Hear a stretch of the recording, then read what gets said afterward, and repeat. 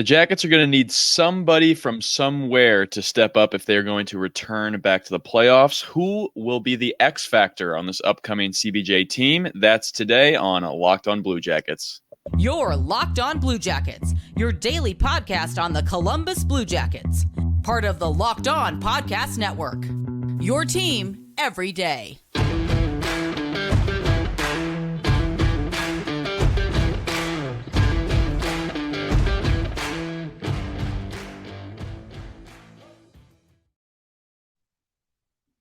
Welcome to Locked On Blue Jackets, part of the Locked On Podcast Network, your team every day. I'm your host, Hayden Houshorn. With me is my co-host, as always, Jay Foster. We're here to talk about the good, the bad, and the ugly of your favorite team and ours, the Columbus Blue Jackets. Before we get going, we want to thank you for making this your first listen of the day, maybe your first listen of the week. Thank you for making this your first listen every day. Locked On Blue Jackets is free and available on all podcast platforms, YouTube, and the SiriusXM app.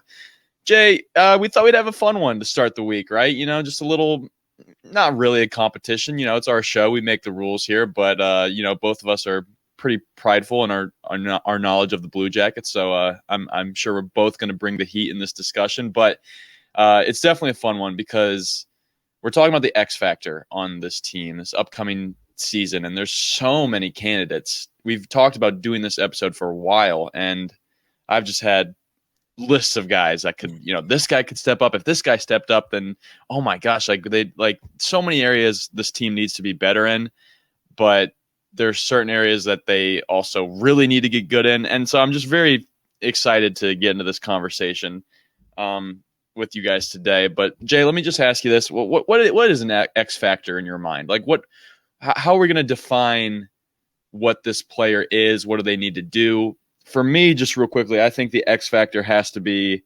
someone that you can't make the playoffs without. Okay, so like instantly, like I kind of eliminate some of the big name stars in this case because, yeah, you know, the Blue Jackets probably can't make the playoffs without Johnny Gaudreau, but also we see that thing all the time where a big star gets hurt and teams just rally around for some reason, sometimes play better. So I think we're going to cross off like maybe some of the big name guys, unless you have a legit argument as to why we can't make the playoffs without that guy. I think that will be fun to hear that side of it as well. So maybe I'm completely wrong in that, but what is an X factor to you? Yeah, that's kind of, I mean, I don't think the Blue Jackets make the playoffs without Johnny Gaudreau. I'm going to put that out there. He's not my choice for X Factor because I kind of had a similar-ish thought process of like, Johnny Gaudreau is unquestionably the best player on this team, you know, like far and away. But we expect that. I'm not going to be surprised if Johnny Gaudreau comes out this season and has 100 points, you know? So I was kind of like, right, who am I expecting to step up this season? Who am I expecting to have a big season? And who do I think is going to be who do I think is going to be kind of an underrated MVP for this team? And so I have a couple options to bring up, and we'll see if you choose one of them, then I'll choose the other, and if not, we'll see where it goes. But that's kind of where I'm starting, is taking a step up or taking a step forward from last season and being a big part of this team. Yeah, that's a good point too. You're right. I mean, Johnny Gaudreau gets injured before the year, and I just call the season over. I mean, it's not even worth watching. He's the reason why we're at where we're at. I think you're right. You just helped me get to a better place with this definition there. X factor is kind of X is like the smallest part of the you don't really notice it in the equation unless you're looking for it, right? Like we know Johnny Gaudreau's there, we know Patrick Laine's there, we know Zach Werenski's there, but who's the actual catalyst to making this team take that jump back to the playoffs?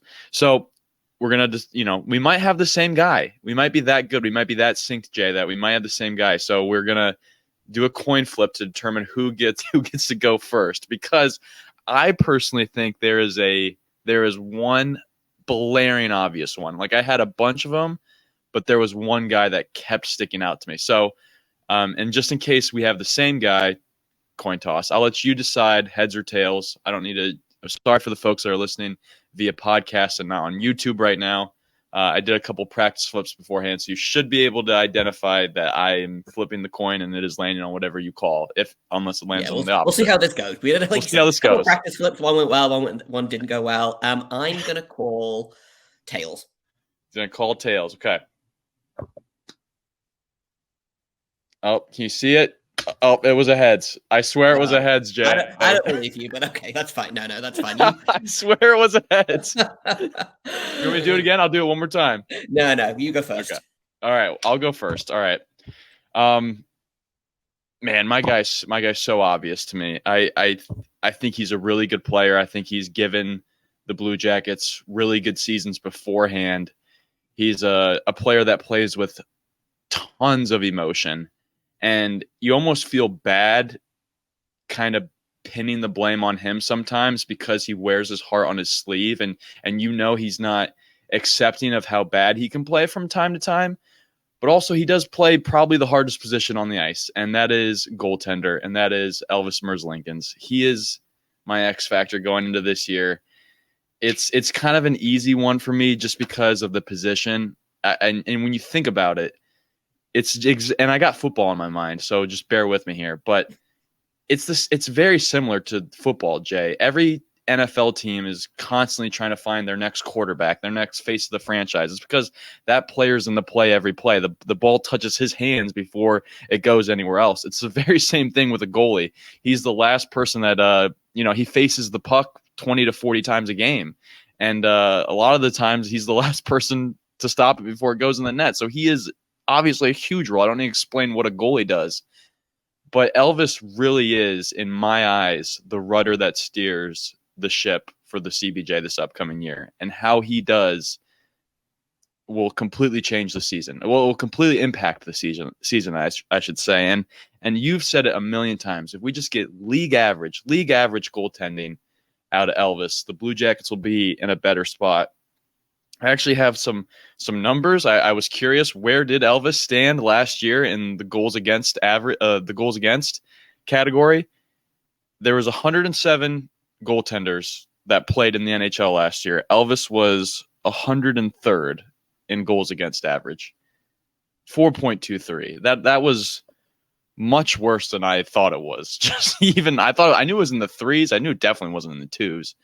I didn't realize it was 4.23, and I also didn't realize it was 5 players away from the bottom, which he wasn't even the worst on the team. John Gillies actually was 4.5 or whatever. So Tarasov, who was he might be your next guy. I don't know who your next guy is. I'll actually get to you in a second. Sorry.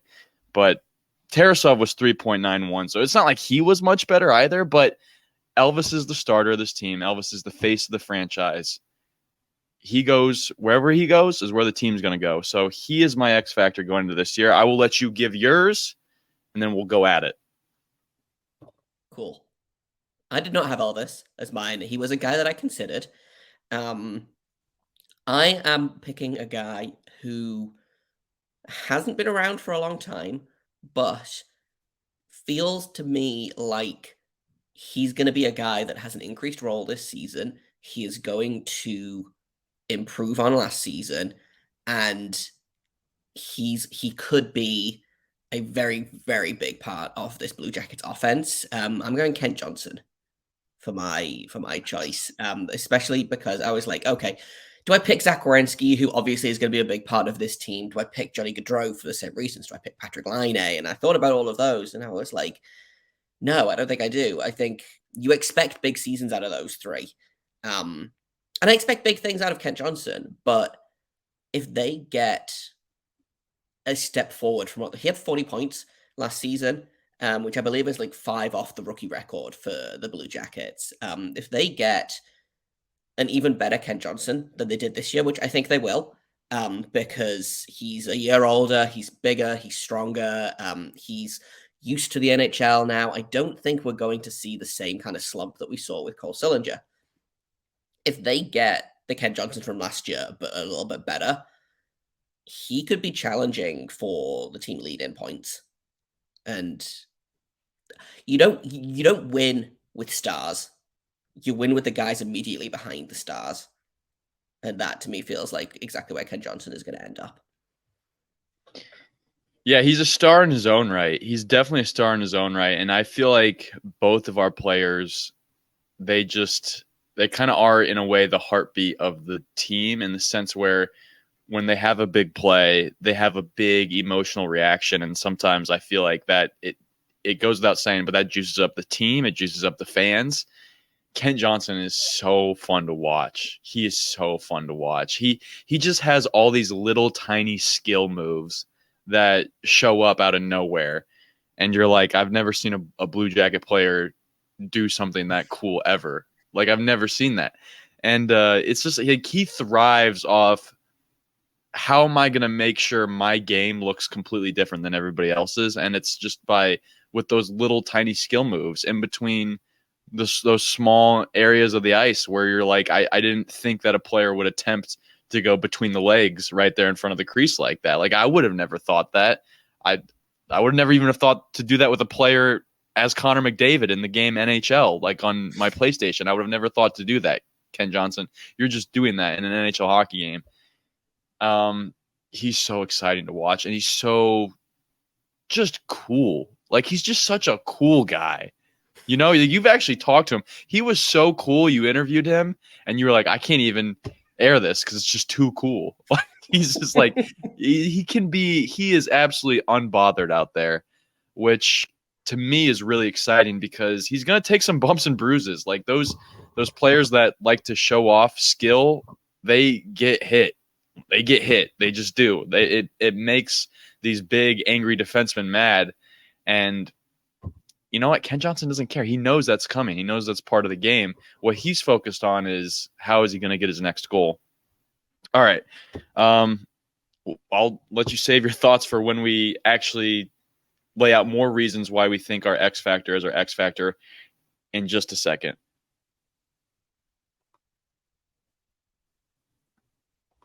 First, I want to tell you guys about America's #1 sports book. That is FanDuel. Football season is about to kick off, guys. It's obviously on my mind already. I already mentioned it once this show. FanDuel is giving you a chance to win all season long because right now, when you bet on a Super Bowl winner, you can get a bonus bet every time that team wins in the regular season. So if you pick, a good team like the Cincinnati Bengals, then you'll probably get paid out a lot on that because not only do they have a good chance at winning the Super Bowl this year, but they're going to win a whole lot of games along the way. So just pick any team to win the Super Bowl, and you'll get bonus bets for every victory they get. You can also use those bonus bets on spreads, player props, over-unders, and more. Visit FanDuel.com/lockedon and start earning those bonus bets with America's #1 sportsbook. That's FanDuel.com/lockedon.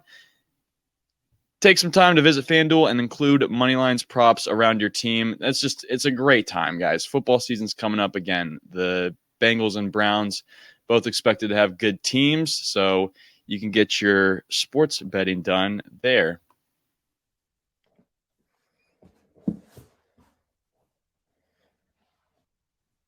right, welcome back to Locked On Blue Jackets. We are doing our X Factor episode. Jay, so why don't we start by maybe tearing down each other's picks? How about that? That could be kind of fun. I picked Elvis. Is there any reasons why you don't think Elvis is the X Factor on this team? I mean, the bigger one for me is this a team that needs elite goaltending to succeed? Or do they literally, like you said in your thing, do they need Elvis to be great? Or do they need him to be fine? And obviously, we don't know anything until the season starts, but this feels like a team that is going to be built to score goals. All they've got to do is outscore the opposition. I would love, from a personal standpoint, Elvis to have an excellent year. I would love for him to get back to that 5 shutouts in 8 games stretch that he had in his rookie season that I feel like I bring up every time we talk about Elvis, but in my defense, it was rad. I don't know if they need Elvis to be that good. Or if, like we said, do we need league average goaltending from Elvis? Do we need Elvis to have literally a 900 save percentage? And so, I don't know. I think Elvis can be an X Factor. I don't think he needs to be an X Factor. I see that complete opposite. I feel like he needs to be good. I feel like 4.23 is not good enough. He's not. I mean, Daniel Tarasov, again, not much better. But the point is Daniel Tarasov is supposed to be the backup in this situation. He's supposed to be the younger guy. He's not supposed to be the guy leading that category. And it was actually Korpisalo that led it last year. I don't know if he led it while he was in Columbus, but at the end of the year, Korpisalo did have a better goals against average. Probably the Kings helped that way. But Elvis needs to play better than Daniel. He needs to be better than him. And if not, then Daniel better be playing out of his mind, because Elvis he's the guy. We're kind of stuck with him right now. So we got to make something happen with him. And if he does play better, then the team will start to win games. So I'll tear down your pick a little bit. I think Ken Johnson is a great one because, yeah, he's not that top line. You think of Johnny Gaudreau, you think of Patrick Laine. You're probably even going to think of Adam Fantilli. You might forget about Ken Johnson on the ice, and that is a very dangerous thing. However, I think the Blue Jackets they need to be able to win those 3-2 games. They need to be able to win 2-1. And Ken Johnson's not going to have a goal in every single night. Heck, he might not even, make an impact on the game every single. You might not even notice him from time to time, potentially, and the Blue Jackets could still win a game. So I kind of cheated when I took a goaltender, because obviously goaltenders have such a huge impact. Ken Johnson, honestly, is very hard to imagine a season where Ken Johnson doesn't have an impact, because he's so abundantly talented, Jay. Like, it's just like it pours out of him whenever he's on the ice. So it's actually such a good pick. Maybe I'm talking to myself into an L here. The thing about me and Ken Johnson is, like, he was so good last season, and were there rookies out there that were better? Yes, but they also played on much better teams. Ken Johnson did what he did. Actually, about halfway through the season, I went in and looked, like, specifically at points per 60 for each of the rookies in, like, the top 10 scoring. And Ken Johnson was scoring at about the same rate as guys as basically every other rookie in the top 10, but Matty Beniers, who was doing something, unreal. And he was doing it with, I think he played, by that point, he was playing, like, I think he had 200 minutes less than the next guy. He was just playing way fewer minutes, but he was scoring at the same rate. What's he going to do this season with, hopefully, knock on wood, consistent ice time, consistent line mates, and line mates that are hopefully healthy and good? Because there were a lot of times last season where Ken Johnson was playing fourth line center or playing third line wing or whatever, and he's not a bottom six player. He's a player that needs to be in the top six. I actually look behind the glass here. I actually considered Mike Babcock as an answer for the biggest X factor of the season, because we've seen how bad coaching can sink a team before. And I think goaltending is a really good option as well, because we've seen bad goaltending sink a team and we've seen really good goaltending lift a team up. But for me, the way I looked at it was, I was like, right, who on this team defines the concept of X factor? And that, to me, that's Ken Johnson. I've said it before, he's box office. He is a box office player, and the Blue Jackets are going to need him. He is a box office player. All right, let's wrap up the X Factor talk in our next segment and maybe get into some other stuff that happened over the weekend involving the Columbus Blue Jackets. That's coming up in just a minute.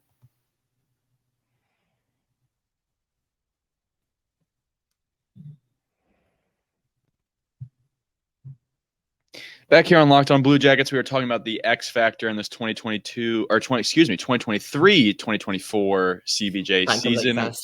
Yeah, I forgot what year it was. We are just over 60 days away. I don't have it at the top of my head, but just over 60 days away from opening night. So getting very close. And this is just one of the topics that we do to pass the time. But as it gets closer, I think this gets a little bit easier to pick apart. And I feel like you and I, while there may be a winner here, are still both pretty dead on about who needs to either have a big season or who needs to step up this year. I mean, there's no question, Jay, that 4.23 goals against average 100%. Is not good enough. I'm not saying that we can win with Elvis being, like, the player that he was last year. I think everyone in the world knows Elvis needs to be better, but like kind of the fun thing about doing this exercise, I say fun, the fun thing about doing this exercise and looking at last season is I'm looking at every single player and I'm like, well, you need to have a better season this year, you know? Like, yeah. Even I'm looking at guys like Johnny Gaudreau and I'm like, you could do better, you know? And I've said, what's the Blue Jackets record for points in a single season? I want to say is what, 87?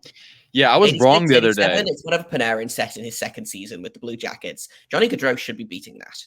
Yes. That's what I want from Johnny Gaudreau. You know, so he needs probably 10 points more than he had last season at a minimum. And so it's not like there's anyone on this team that you can't look at and be like, well, he should be better. Or he doesn't need to be better. What I want exactly the same that he was last season, but this season, because even, like I said, guys like Kent Johnson, who I think we both gave an A+ to in the season review, he could be better, and he's going to be better, you know? So it's I say fun when it's not fun to look at your team and realize that every single person was bad last season, but it gave us a lot of options because, like you said, Elvis needed to be better. Tarasov needed to be better. Gaudreau can be better. Laine can be better. Werenski, it's kind of hard to judge because he played 13 games and was on a really good streak before that. But, like, every single player on this team can be better than the version of them that we got last season. So there wasn't really a wrong answer here, I don't think. But I think it's interesting to look at who's going to have the biggest jump in terms of their stats from this year to next. Right. Yeah. And I need to correct myself on something I said during the Metro crossover. I was talking about Johnny Gaudreau being the team's MVP. And I was like, well, he had like a 90-point season last year, didn't he? He actually only had 74 points. So he wasn't over a point a game, which was shocking to me because I felt like he was on only part of just, every. Though. He had 74 points in 80 games, which is still pretty good. And I believe was like 20 points clear of the next person on the Blue Jackets. So like he definitely had an MVP caliber season, but again, he could do better. And that's not me saying that he was bad last season, but that's just me knowing how good of a player he is. I also think he is one of those players that straight up mailed it in, like in February. Like he was like, all right, I signed with this team. This team, like, I'm only hurting them if I score here. Literally, I'm only hurting the team if I score because we need to get Connor Bedard or Adam Fantilli, and look what happened. So thank you, Johnny Gaudreau, for being under a point a game and not helping us get over that number. But yeah, I think both these players, they need to get better. I just feel like I can picture right now, Jay, the Blue Jackets being, I don't know, 30 games in and being like something pretty good, like 20-10 or something to start the year. And we're like, wow, this is really, really good. It's obviously not the full season, not even half the season, but this is a really good start. And I could see us being like, well, Johnny Gaudreau's doing himself. Patrick Laine's doing his thing. Zach Werenski's back. Kent Johnson's having a good year. Kirill Marchenko, all these guys. But I feel like in order to get to that number, 20-10, in the first 30 games, Elvis needs to be putting up like a 3-1 or 2-9 or something. And then I'll look and be like, that's the reason why they're playing better is because he's picked it up. Now, I guess at the end of the day, you feel like Elvis just had an off year and just needs to get back to himself. So you're not going to be surprised when Elvis comes out and plays that way. And I don't think anybody should because we know he has it in him. But yeah, I just feel like that's going to be the thing about Elvis is he has gotten worse every year he's in the league. However, he was involved in massive emotional and psychological trauma in his first off season with the team, you know? And that damages a person, you know, not damages, but you know, that hurts a person. And it feels unfair almost to like link that with his play, but he clearly was not in a very good place for a long time after Matthias Kavalik's passed away. So I think honestly, the further away we get from that, I think he's going to improve. I think also new goaltending coach is going to help.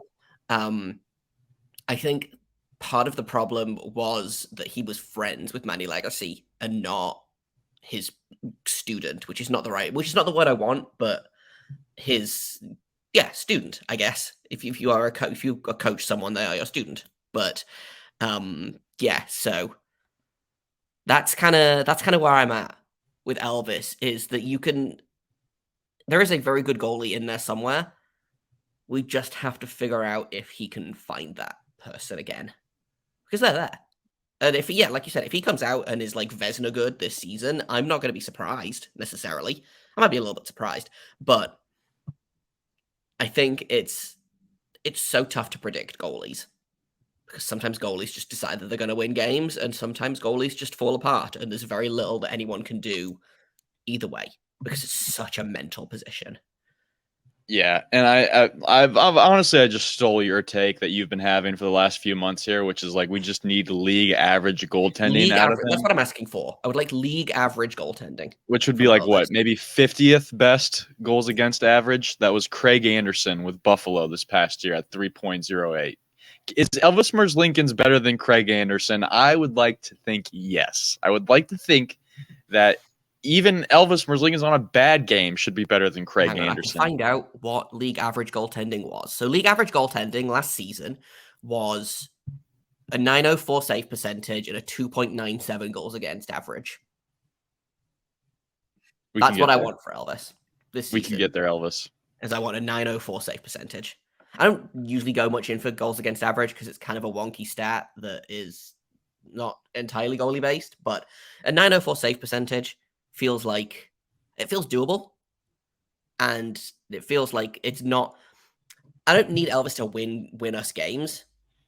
I do need him to be the reason that we're not losing, if that makes sense. Yes, and we do have our season reviews coming up for him too, so we'll have plenty more talk on goalies. Good job, Jay. Like, for me picking the position I picked, you absolutely dummied me in that conversation. So that's cheers. Listen, I don't know much, but I know goalies, my guy.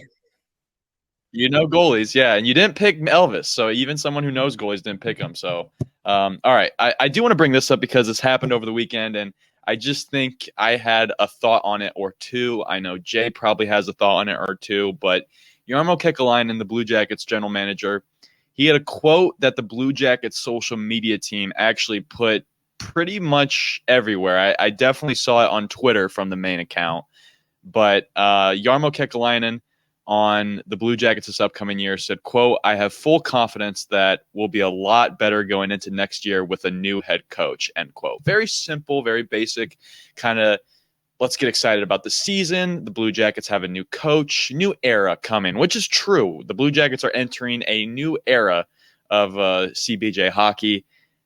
But somebody, I can't remember who commented, but somebody was like, did Brad Larson key everyone's car on the way out? Like, gosh, like they're just like tossing him under the bus. We're going to be a lot better with a new head coach. He's catching a lot of strays. And I feel bad because I've also said some things, but just when you saw that, what did you think?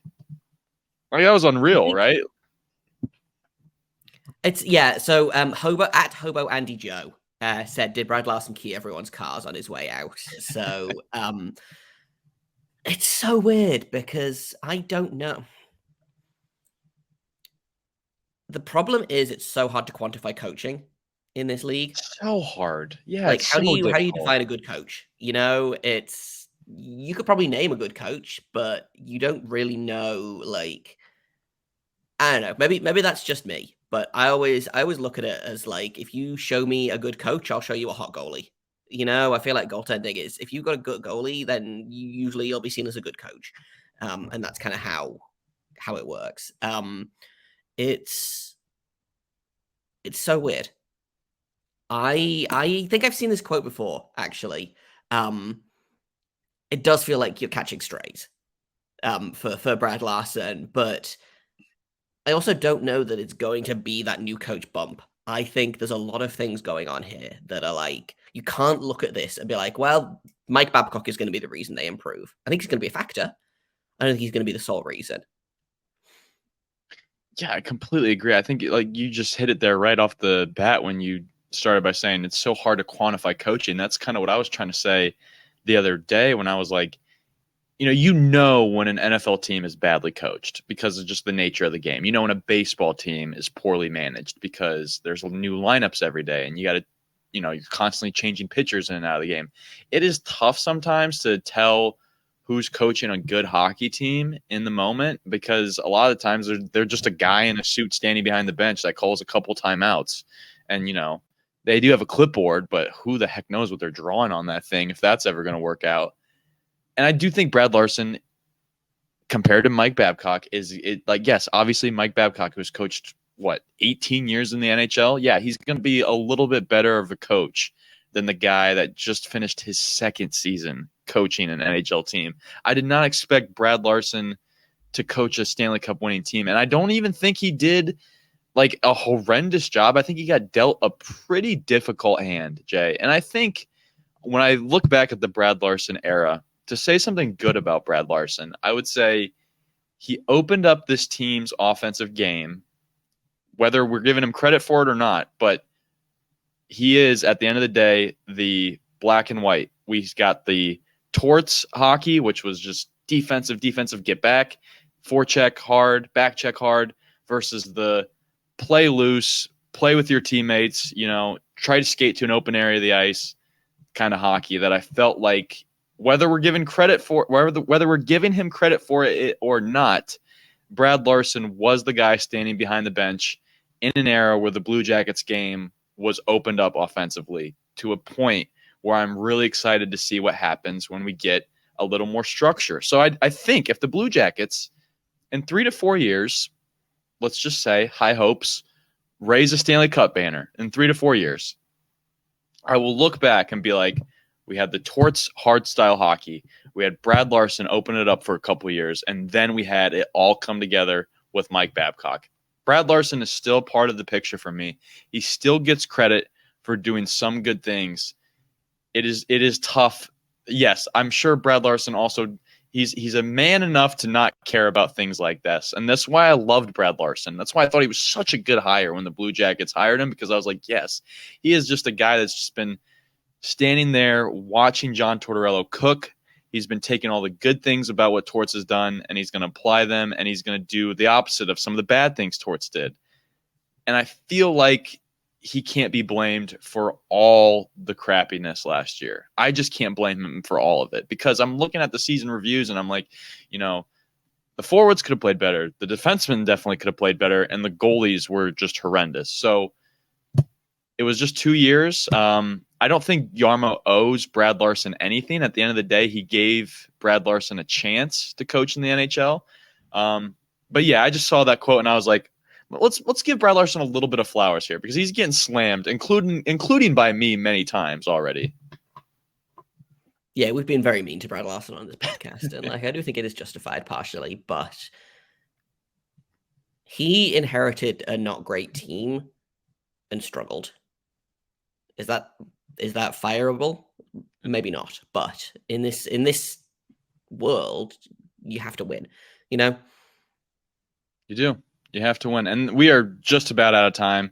So that's all we have for you guys today. Tomorrow we're going to be doing a Stanislav Svozil and a Tim Burney joint season review. That should be fun, and then we'll get on our way to the goalies after that. Thank you so much for listening to today's episode. Thank you for listening to Locked On Blue Jackets every single day. Locked On Blue Jackets is free and available on all podcast platforms, YouTube, and the Sirius XM app. My name is Hayden Heilshorn. You can find me on Twitter at HaydenH971. You can find Jay on Twitter at _JAKOBFORSTER. You can find the show on Twitter at LO_Blue Jackets. You can also email us, lockedonbluejackets@gmail.com. Thank you once again for listening, and until tomorrow, make sure you stay locked on.